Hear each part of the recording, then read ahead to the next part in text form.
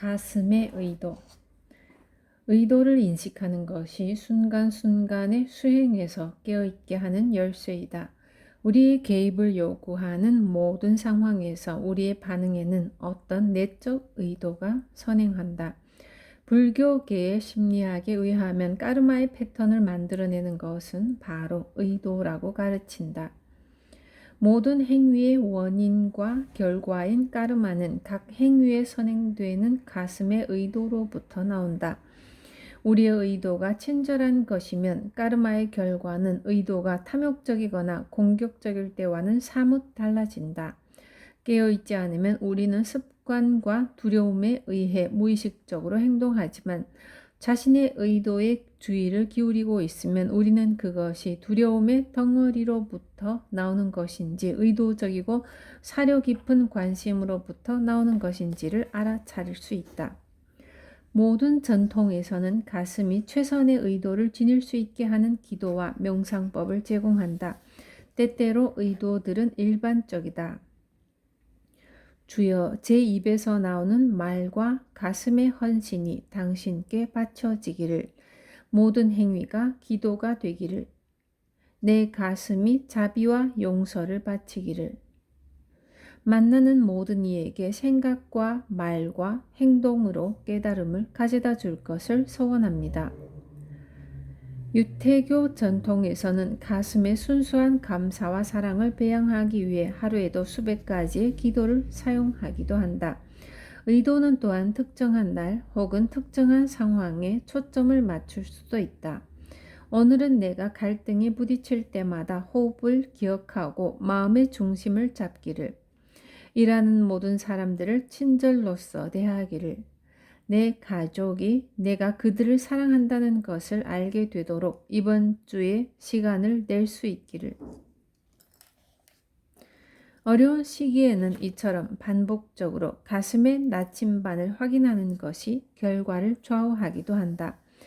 가족 간의 부조화에서든 공동체의 갈등에서든 말하고 행위하기 이전에 우리는 자신의 깊은 의도를 알아차릴 수 있다. 가장 간단한 말 한마디라도 의도에 따라서 엄청나게 다른 결과를 가져온다. 무슨 뜻입니까? 라는 말이 추궁하고 심판하려는 뜻으로 들릴 수도 있고 사려 깊고 겸손한 뜻으로 들릴 수도 있다. 우리의 가슴은 의도의 떨림을 감지하는 지진계와도 같다. 이것이 대화에서 어떻게 작용하는지를 주시해보라. 우리는 상대방을 제어하거나 자신을 정당화하려는 미묘한 의도로서 말하는가, 혹은 진정으로 경청하고 배우고자 말하는가. 마음이 자유를 향하도록 해놓으면 우리의 선한 의도는 우리를 열려 있지 못하게 방해하는 것들이 내려놓아질 수 있도록 도울 것이다. 가슴이 자비를 향하게 해놓으면 어떤 어려움에 부딪히더라도 우리는 우리의 사랑을 재확인할 것이다. 상황이 나쁠 때 그것을 더욱 자극하는 대신 상대방 안의 선을 건드리는 방법을 찾아볼 수도 있다. 고통과 불의를 부인하지 않고도 우리는 상대방 속에 감추어진 아름다움을 찾아볼 수 있다. 영적 수행은 이처럼 단순할 수 있다. 자비의 눈으로 보고 가장 지혜로운 의도로서 행동하는 것이다. 이것은 종종 놀라운 효과를 가져온다. 넬슨 만델라는 그것을 이렇게 표현한다. 사람들을 너무나 좋게 생각하면 그것이 그들로 하여금 평소보다 더 잘 행동할 수 있게끔 만든다. 이처럼 의식적인 주의로서 변화를 가져올 수 있음을 의심하지 말라. 붓다의 절친한 친구이자 시종이었던 아난다는 마을의 우물가에서 불가촉 천민 출신의 젊은 여인을 만났다. 그는 마실 물을 정중하게 부탁했지만 그녀는 자신의 천한 신분이 그의 거룩함에 누가 될까봐 부끄러워서 그것을 거절했다. 아난다는 이렇게 말했다. 나는 당신의 신분을 부탁한 것이 아니라 물 한 그릇을 부탁했을 뿐이요. 그녀의 삶은 이 단순한 친절에 의해 삽시간에 변했다. 그녀는 사랑과 기쁨에 넘쳐 아난다를 따라 사원으로 들어갔다. 거기서 붓다는 그녀를 축복해주고 아난다가 보여주었던 친절을 본받아 그 단순한 의도를 지킴으로써 그대의 삶의 행위들이 왕의 보물처럼 찬란히 빛나게 하라고 일렀다.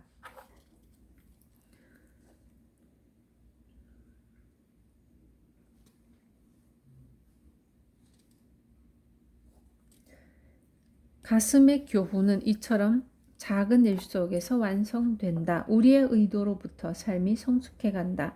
서로가 서로에게 가슴을 열므로써 우리의 길은 온전해진다. 공동체는 그분을 모시는 것.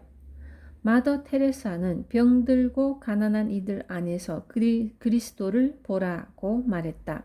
신 루미는 신을 열망한다. 분리된 모든 것의 얼굴 속에서 나는 오직 당신만을 보기를 원하나이다.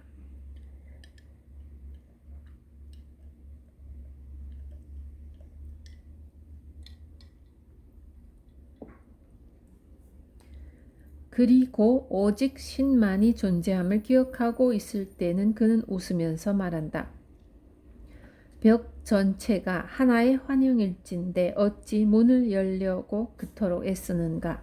한 호흡 한 호흡마다 한 입 한 입의 음식으로 한마디 한마디의 말에서 우리는 우리가 살아있는 모든 것과 연결된 존재임을 표현한다. 인터넷에서 CNN에 이르기까지 현대의 기술은 이것을 새로운 방식으로 우리 눈앞에 보여준다. 이스라엘의 국무총리 이차크 샤미르는 이렇게 빗댔다. 텔레비전은 독재가 불가능하게 만들고 민주주의를 참을 수 없는 것으로 만들어 놓았다. 우리는 모두가 그 속에 함께 있다. 한 서양인 라마승은 회고한다. 깊이 존경받는 림포체의 나의 구루와 함께 인도에서 수행을 한 끝에 나는 그가 대표하는 스승들의 인맥인 이 계보에 대해 지극한 존경심을 갖게 되었다. 이분들은 수세기 동안 불교의 깨달음의 정수들을 잘 보존해 오다가 그로 하여금 티베트 밖으로 가지고 나올 수 있게 했다. 그 계보는 단지 고승들로만 이루어진 것이 아니었다. 라마에게로 가는 길가에서 순례자들에게 차를 대접하는 것은 헌신적인 마을의 여성들이 있었다. 또한 그를 후원해 준 것은 그를 방문하는 늙은 목자들과 티베트의 상인들이었고 강가에서 방망이로 빨래하는 사람들과 그의 부엌에서 일하는 요리사들과 그의 마당에서 자라는 향초였다. 온 세상이 나의 라마를 모시고 있었고 그는 그들을 모시고 있었다. 우리는 붓다들의 바다 한가운데에 있는 전체성의 만다라 안에 존재한다. 그것은 우리가 사랑과 지혜의 눈을 뜨기만 하면 보인다. 내 친구이자 동료인 질 프론스달이 젊어서 모로코로 여행을 갔을 때 그는 사하라 사막으로 깊이 들어갔다. 거기서 그와 동행했던 친구는 베두인족에게 잡혀갔다. 그것은 이 방랑하는 아랍 유목민들의 관습이었다. 그들은 사흘 동안 아낌없는 잔치상을 받았고 너무나 후하고 깊은 환대를 받아서 질은 마치 왕이 된 기분이었다고 말했다. 떠날 때가 되어 그들은 수없이 감사를 표했다. 집에 돌아와서야 나는 내 생각이 잘못이었음을 깨달았다. 왕족은 그들이었다. 우리에게 그토록 진정한 왕족의 너그러움을 베풀 수 있었으니 말이다. 그분을 모신다는 것은 우리 앞에 사람들을 찬양하고 그들을 붓다로서 바라보고 그리스도로서 환대하는 것이다. 내 스승 중에 한 분인 아잔줌리에는 자신이 맡은 주지의 역할 속에서 이것을 표현한다. 그는 저를 찾아오는 모든 사람들을 붓다로서 찬양하고자 노력한다. 대부분의 태국 남자들은 일생의 일부 기간을 절에서 지낸다. 그는 그의 절로 찾아오는 모든 지원자들을 찬양함으로써 받아들인다. 지방의 복싱 챔피언이 절에 지내러 왔을 때 아잔준미에는 그에게 자신의 보디가드가 되고 싶은지를 물었다. 나는 보디가드가 필요하지 않았지만 그는 너무나 기품 있게 나를 지켜주었고 결국은 훌륭한 스님이 되었다. 어떤 사람은 와서 자신이 건축가로서 이룬 업적을 자랑스럽게 늘어놓았다. 아잔 줌리에는 미소를 짓고는 말했다. 훌륭하십니다. 우리에게는 새로운 명상홀이 필요합니다. 그 계획 전체를 당신께 맡기겠습니다. 찬양과 존경을 받을 때 우리 안에서는 고귀한 것이 피어난다. 여러 해 전에 람 다스는 구루인 님 카롤리 바바에게 가서 물었다. 어떻게 하면 가장 잘 깨달을 수 있을까요? 구루는 대답했다. 사람들을 사랑하라. 그가 깨달음으로 가는 가장 빠른 길을 물어보자 구루는 이렇게 대답했다. 사람들을 먹이라. 사람들을 사랑하고 먹이라. 모든 형체 속에 신을 모시라. 인도의 신비주의자인 까비르는 말한다. 내 가슴을 만족시킬 것은 단 하나밖에 없다. 매 호흡마다 신을 모시는 것이다.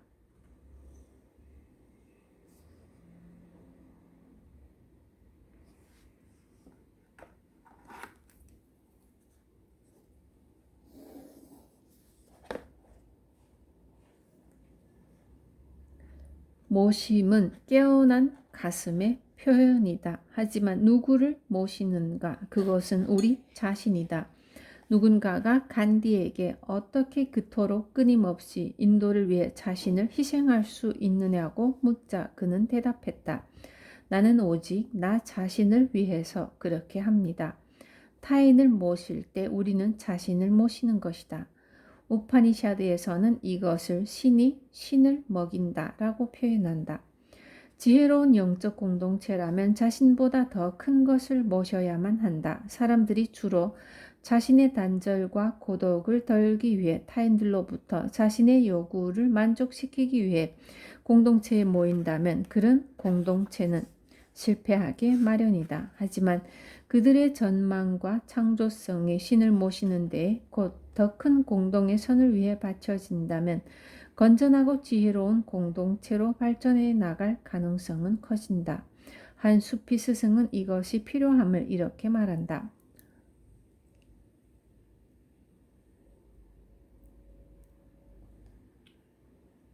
우리가 공동체를 만들었을 때 사람들은 사회적 필요, 경제적 필요, 정치적 필요 때문에 찾아온다는 것을 발견했다. 우리는 그들의 요구가 공동체의 주요 목표가 되기를 바라지 않았다. 우리는 함께 기도하고 신을 모시기 위해 진정 영적인 방식으로 성숙해지기 위해 우리 자신보다 높은 어떤 것을 표현하기 위해 모인 것이다. 우리는 삶의 모든 부분에 성스러움이 스며들기를 이것이 세상 속에서 빛나게 되기를 원했다. 미국의 과거 세대들은 지금은 많이 잊혀져 버린 방식으로 이것을 이해하고 있었다.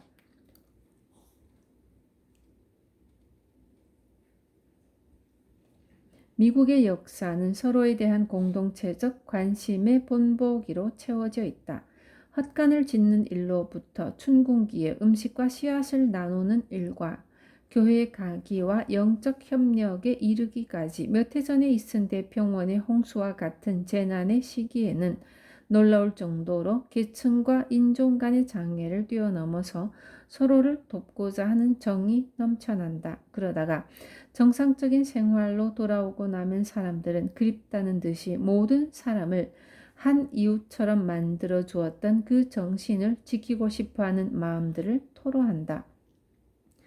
우리는 옛날의 이주 개척민 공동체의 정신을 유전자 속에 기억하고 있어서 그것이 우리가 서로에게 어떤 존재가 될 수 있는지를 상기시켜주고 있는 것이다. 서로를 모시는 것은 신성한 유대의 표현이다. 그것은 잃어버린 일체성을 다시 일깨우며 우리로 하여금 타인의 눈을 다시 들여다보고 만물 속에서 빛나는 신성을 발견하게끔 한다. 호스피스로 봉사하는 한 오래된 불교 수행자는 죽어가는 환자들에게 평생 만난 어느 누구보다도 더 강한 유대감을 느꼈다고 회고한다. 처음에는 그것이 죽음을 맞은 그들의 열린 태도 때문이라고 생각했다. 하지만 나는 곧 그것이 아마도 내가 날마다 몇 번씩 그들을 위해 자비의 명상을 하기 때문이라고 생각하게 되었다. 사랑의 기원을 의도적으로 바치면, 어떤 사람을 위한 기도와 축복을 거듭거듭 바치면 그것은 자신의 가슴을 변화시킨다. 우리는 자신이 바치는 사랑, 그것이 되어버린다.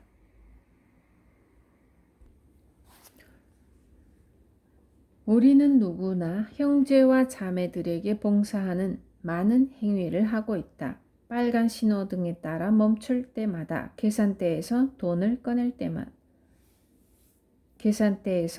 낼 때마다, 설거지를 할 때마다, 쓰레기통을 비울 때마다 우리는 가족과 사회와 지구를 위해 봉사하는 것이다. 각자의 일상적 역할 속에서도 건축가로서, 상인으로서, 정원사나 예술가로서, 선생, 치료가, 비서, 세일즈맨으로서 우리는 자비를 일깨울 수 있다. 영적 공동체와 자유의 정신을 찾을 수 있다. 인도의 스승 메헤르 바바는 이렇게 말한다. 봉사의 범위는 영웅적인 행위나 커다란 제스처 혹은 공공시설에 막대한 기부금을 내는 등의 일에만 국한되지 않는다. 작은 것으로 사랑을 표현하는 이들도 봉사하는 것이다. 상처받은 가슴에 용기를 주는 말이나 아무런 마음에 희망을 주는 미소도 영웅적인 희생만큼이나 봉사적인 것이다. 가슴의 씁쓸한 기분을 닦아내주는 짧은 눈길도 그 속에 봉사의 의도가 없었다고 하더라도 하나의 봉사인 것이다. 그 자체로 보자면 이 모든 일이 작게 보이지만 삶은 수많은 작은 것들로 이루어진다. 이 작은 것들을 무시하면 삶은 아름답지 못할 뿐만 아니라 견뎌내기 힘든 것이 될 것이다. 훌륭한 봉사는 고요한 가슴에서 나온다. 지혜로운 의도와 훌륭한 봉사는 침묵과 기도의 시간으로부터 그 자양분을 섭취해야 한다.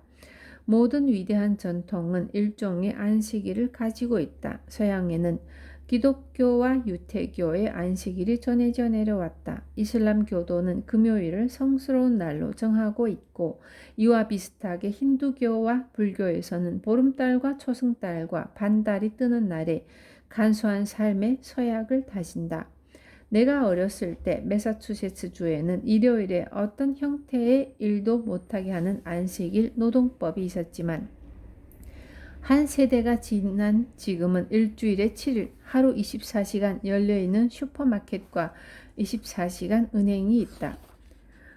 우리의 상업적 사회는 무제한으로 사업을 할 수 있는 권리를 획득했다. 이것은 소모와 고갈의 지름길이다. 서로를, 그리고 자신을 모시는, 아이고, 담아.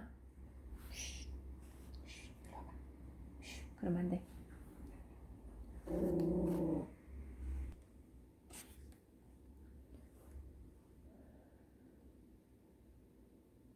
끊겼네. 서로를, 그리고 자신을 모시는 정신은 특별한 토양에서 자라난다.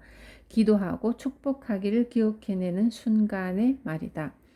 호흡과 맥박의 주기를 잘 관찰해 보면 숨과 맥박 사이에는 작지만 꼭 필요한 멈춤의 순간이 있다.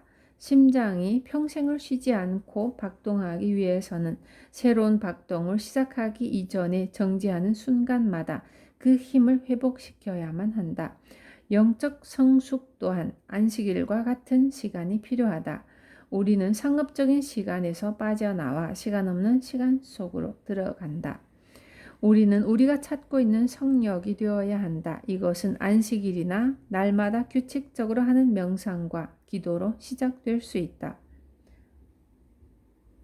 때로는 그것은 일터에서 규칙적인 침묵의 시간을 갖는 것일 수도 있다. 아니면 삶의 방식을 재검토하거나 자발적인 간소함 추구하기, 자연 속에서 시간 보내기, 주기적으로 수련회 참가하기 등을 뜻할 수도 있다.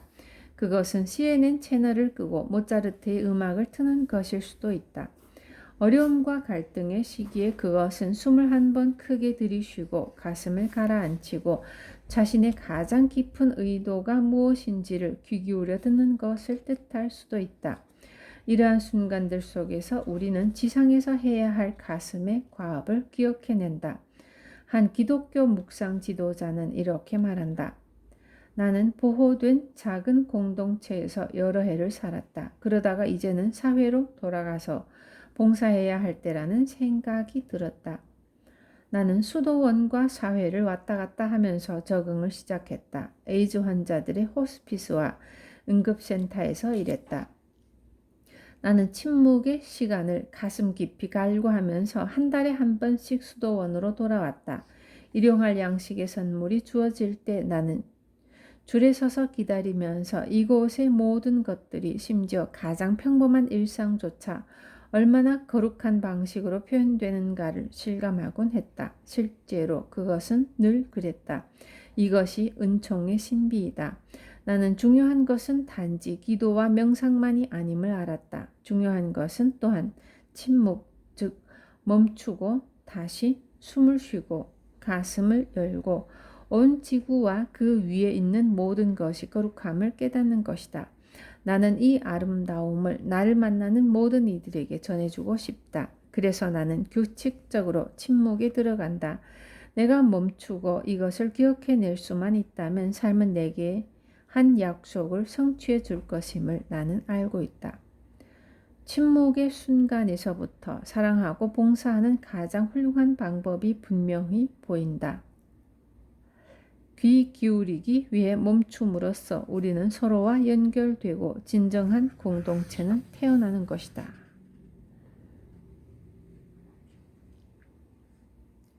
16장 모든 존재와 함께 깨어나기. 진정한 할 일은 가슴으로 이 땅의 원주민이 되는 것이다. 우리가 실로 이곳에 살고 있음을 이해하게 되는 것. 여기가 우리가 살고 있는 대륙이며 우리가 마음을 바칠 곳은 여기에 산과 강과 식물과 동물들임을 이해하는 것이다. 진정한 할 일은 과거로 수십억 년 전으로 거슬러 올라가는 성심을 요구한다. 진정한 할 일은 우리가 이 땅의 시민임을 받아들이는 것이다. 게리 스나이더. 아침마다 나는 세상을 구원하려는 욕망과 세상을 맛보고 감상하려는 욕망 사이에서 갈팡질팡한다.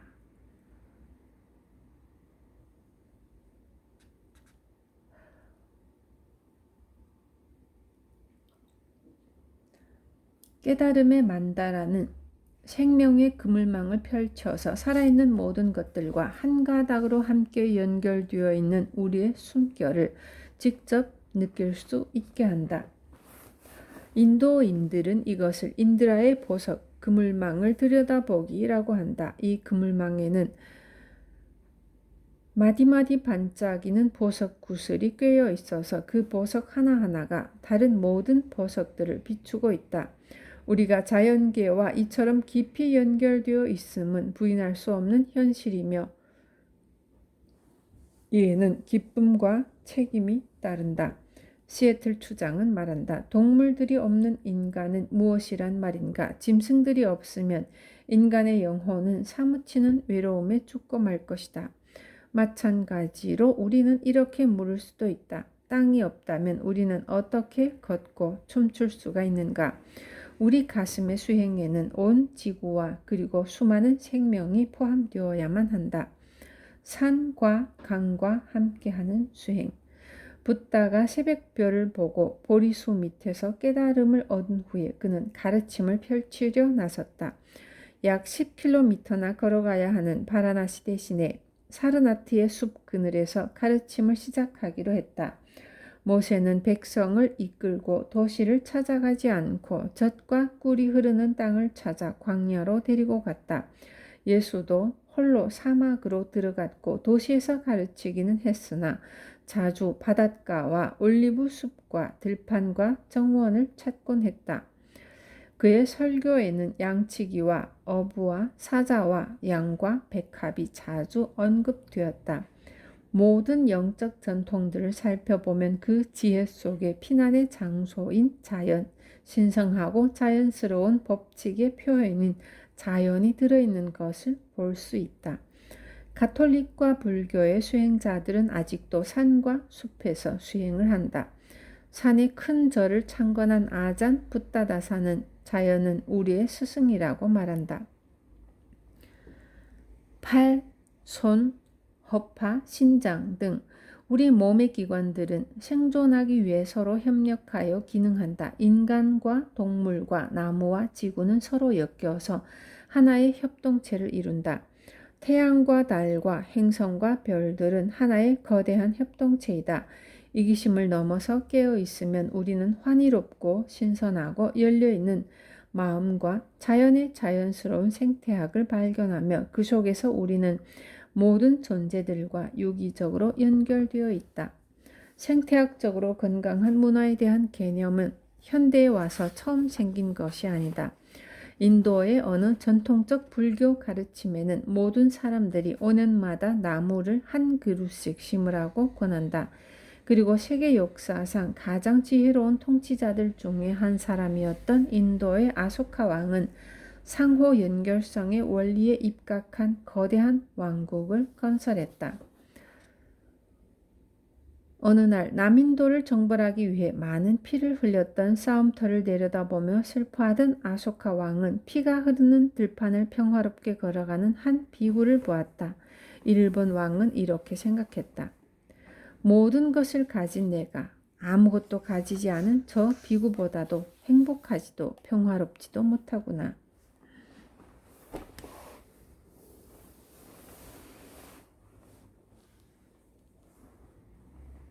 그래서 아소카 왕은 그 비구의 제자가 되었다. 그리고 그가 배운 불법이 그의 땅을 정의로운 왕국으로 바꿔놓았다.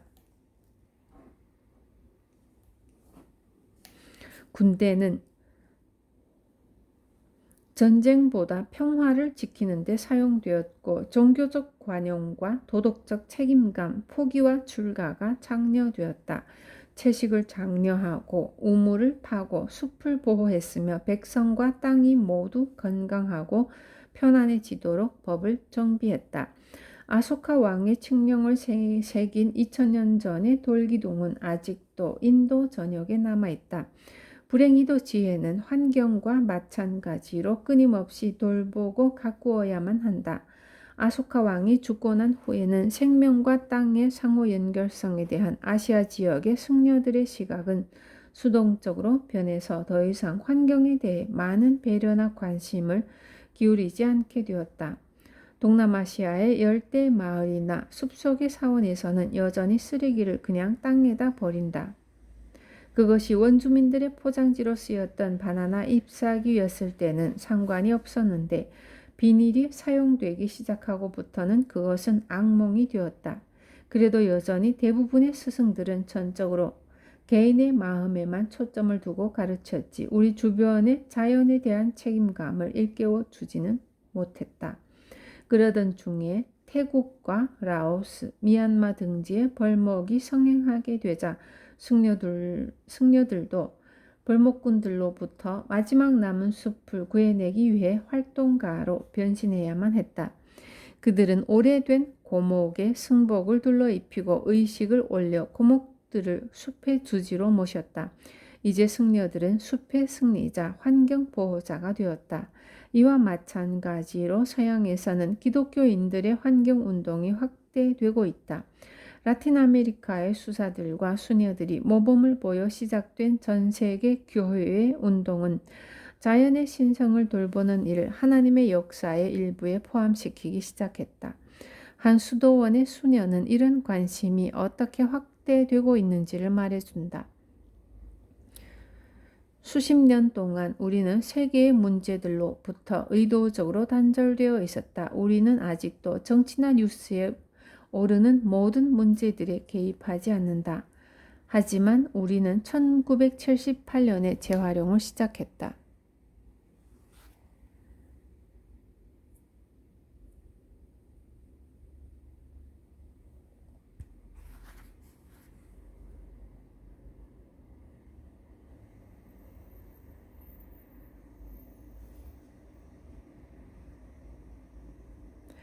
그리고 1983년에는 살충제 사용을 중지했고 이제 우리가 먹는 것의 대부분은 유기농산물이다. 그리고 우리는 자동차와 화물차의 사용을 최소화하고 있다. 땅을 돌보는 마음이 우리의 행동과 기도 속으로 서서히 스며들었다. 우리는 방문객들을 교육시킨다. 라틴 아메리카에서 환경운동가가 된 자매들도 있다. 우리가 하나님께 올리는 기도는 이와 따로 분리된 것이 아니다. 이제는 사라져가는 종들과 열대우림, 불쌍한 농민들이 우리 자신의 일부로서 우리의 신성한 일에 포함된 것일 뿐이다. 인간과 자연의 영역은 서로 분리되어 있지 않다. 지구온난화나 수질오염의 원인이 우리의 생활 방식에 있음을 인식하듯 먹거리가 어떻게 생산되는지를 뒤돌아보든 간에 우리는 이 상호 의존성에 눈을 떠야만 한다. 슈퍼마켓에서 쇼핑을 할 때 그 먹거리를 길러주는 비와 촉촉한 흙과 뜨거운 햇살과 농부들의 무수한 손길을 생각해 볼 수도 있다. 시인 앨리슨 루터맨은 이렇게 썼다. 딸기는 기계로 따기에는 너무나 부드럽다. 잘 익은 딸기는 조심하지 않으면 사람의 손에서도 뭉개진다. 우리가 먹은 모든 딸기, 즉 모든 과일들은 사람들의 부드러운 손으로 딴 것이다. 젤리를 바른 토스트는 모두가 누군가의 아픈 무릎과 허리와 엉덩이를 의미한다. 그들이 흘린 땀을 의미한다. 영적 삶의 초기에는 자기 변신과 지혜로운 인간관계에 초점을 맞출 수도 있지만 수행 속에서 체험하는 무아의 느낌은 또한 우리를 자연과의 일체성 속으로 이끌어주는 것이어야만 한다. 한 요가 지도자는 말한다. 1970년대에 인도에서 살 때 나의 구루들 중에 한 분은 시끄럽고 더럽고 공해가 심한 도시에서 요가를 가르쳤다. 그는 내면의 순수성에 대해서는 모든 것을 가르쳤지만 우리 주변의 형편없는 환경에 대해서는 이런 반구도 언급하지 않았다. 나의 두 번째 구루는 전원의 아슈람을 가지고 있었다. 거기서도 우리는 세상을 초월하기 위한 강력한 호흡법과 요가와 명상을 배웠지만 환경 문제는 여전히 저 혼자 버려져 있었다. 나는 요가의 보급과 생태학적 인식이 서로 너무나 별개의 것으로 분리되어 있다는 사실에 충격을 받았다. 우리는 채식주의자가 되면 그것으로 충분하다고 생각했다. 현재 나는 나의 요가 수련 모임을 원시적인 자연 속에서 열고 순수한 마음과 강물과 공기의 깨끗함은 뗄래야 뗄 수 없이 서로 연결되어 있는 것임을 사람들에게 가르친다. 이제는 더 조심성 있게 살고 우리의 몸과 세계의 몸을 의식적으로 연결짓는 세계, 요가를 가르치고 또한 배울 필요가 있다. 미래에 대한 전망을 지닌 불교 지도자이자 활동가인 조안나 메이 씨는 생태학적 변화를 가져오기 위해서는 영적 변혁, 곧 인간 의식의 일대 전환도 일어나야만 한다고 지적한다.